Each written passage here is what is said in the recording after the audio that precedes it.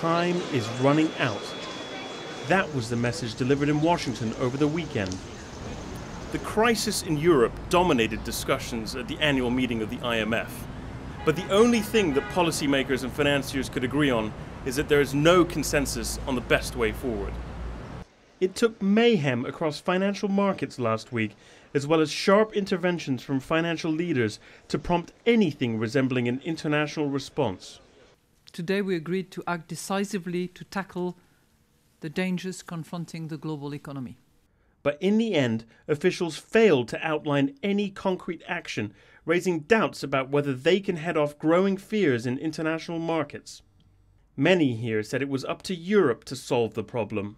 If Europe continues on the current path, the probability of a disorderly breakup increases significantly. So Europe has to decide, and that is a decision for Europe. But a European decision will not be straightforward. In Washington, a row burst into the open between Germany, the Eurozone's paymaster, and the international community. U.S. Treasury Secretary Tim Geithner said that an escalation of the crisis would be catastrophic. Others called for bold intervention, including supersizing a European bailout fund or granting more powers to the European Central Bank. Former U.S. Treasury Secretary Larry Summers told us that preventing the crisis from spreading to Italy and Spain is paramount. The current resources available to support stability are insufficient, and that those commitments will need to be escalated. But Germany's finance minister insisted in a defiant speech that his country's approach is the right one, and that throwing more money at a debt crisis will not solve the underlying problem. That's a view that failed to wash with many financial leaders in Washington.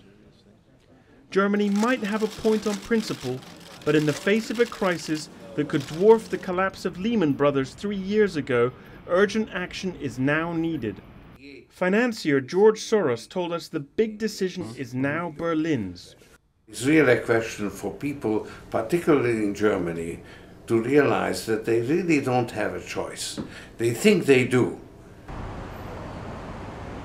Leaders agreed that they have 6 weeks until the G20 meets in France to find a lasting solution to this crisis. But markets may force the day of reckoning much sooner than that. Taimur Ahmed, Emerging Markets, Washington.